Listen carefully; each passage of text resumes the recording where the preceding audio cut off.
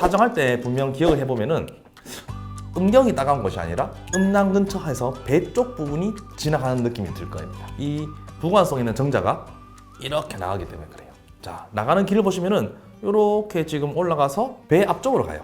그렇게 해서 양쪽 가쪽으로 가서 방광 뒤쪽으로 넘어갑니다. 그래서 상당히 긴 길을 가서 방광 뒤에 모이는 거예요. 그리고 다시 전립선을 통하고 그다음에 음경을 통해서 배출됩니다. 자, 그럼 다시 이 과정을 상세하게 한번 보도록 할게요. 자, 여기서 보시면은 고환과 부고환 속에서 정자들이 만들어져서 이렇게 올라가요. 그럼 이 부위가 피부에서 상당히 얕은 부분입니다. 그래서 우리가 흔히 이제 아기를 많이 낳고 나서 더 이상 아기를 낳지 않겠다 할 때 이제 우리가 정관절제술을 하죠. 여기 보시면은 이렇게 올라가는 이 정관 부분에서 이쪽 부위가 피부에서 나름 가까운 부분입니다. 바로 피부만 살짝 절개해서 이 부분을 우리 흔히 묶는다고 하죠.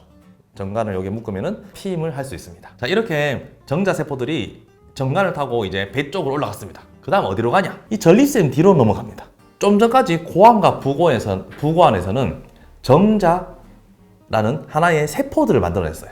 자, 이 세포들이 남의 몸에, 질 속에 들어가서 살고 열심히 운동을 해서 난자까지 만나야 되잖아요. 그러려면은 여러 가지 능력이 좀 필요하겠죠. 에너지도 필요하고 그런 분비물들을 이렇게 샘에서 만들어주는 곳이 있어요. 그것이 바로 전립샘, 정남, 망울요도샘 하는 세 가지 샘이 나오게 됩니다. 자, 먼저 정관이 이렇게 뒤로 갔는데 여기에 보면 이렇게 뿔이 두 개 나 있어요. 이것이 바로 정낭입니다. 이렇게 쪼매난 뿔처럼 두 개가 있고요. 여기서 정액의 70%가 만들어집니다. 고환, 부고환에는 정자, 세포밖에 없어요. 이렇게 이 세포들만 있으면은 못 살겠죠. 그래서 이 세포들에게 약간의 수분을 포함한 영양분을 주는 것이 바로 이 정낭입니다. 여기에는 과당이라는 것이 있어서 이제 말 그대로 당이죠. 당. 맛있는 달달한 당입니다. 그러니까 정자세포들이 이 영양분을 통해 가지고 힘을 얻어서 이제 여성의 질 속에 가서 생존을 해서 운동할 수 있는 거예요.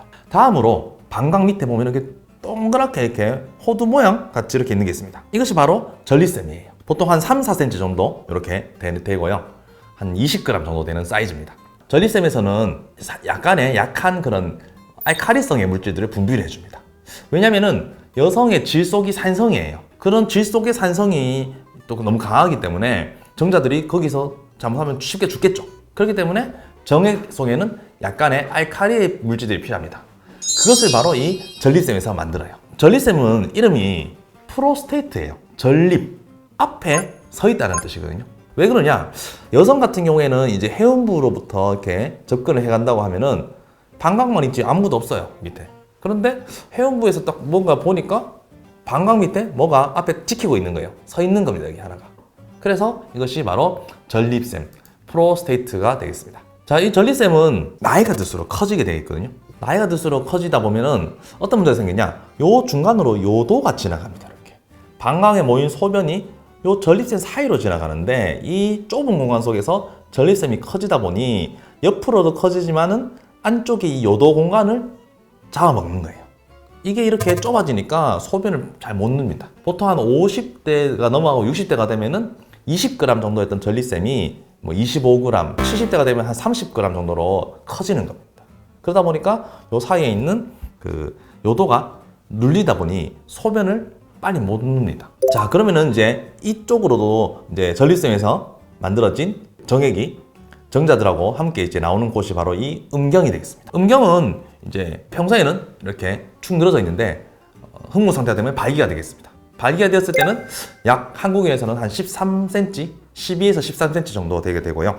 발기 조직이 따로 있습니다. 평소에는 이 조직이 이제 힘이 없어요. 그런데 발기란 게 무엇이냐? 우리 스폰지가 이렇게 물을 먹으면은 갑자기 물을 먹고 이렇게 팽창하죠. 이와 비슷한 형태입니다. 평소에는 작은 이런 그런 흐물흐물한 조직인데요. 흥분을 하면은 이 발기 조직이 부교감 신경에 의해서 혈관이 이렇게 넓어집니다. 그 혈관 속으로 혈액이 유입이 되거든요.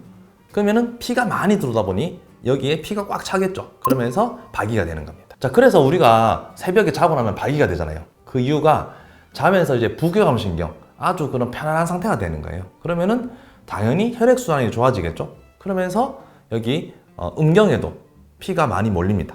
그리고 새벽이 되면은 남성 호르몬의 분비가 증가되기 때문에 또 더더욱 발기가 되는 거죠.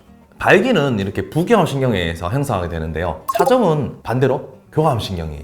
교감신경이 최대 극대화되면은 바로 사정이 되면서 이 음경으로 정액이 나오게 됩니다. 남성 생식계통이 상당히 복잡해요. 여성 생식계통보다 이렇게 음낭이 이렇게 내려가고 정관이 길게 있고 중간에 방광과 전립腺이라는 이런 구조물들 때문에 복잡하게 되어 있는데요. 그만큼 정자를 형성해서 생명을 탄생시키는 과정이 소중하기 때문에 이 과정도 상당히 복잡하고 소중하게 만들어져 있다고 생각합니다.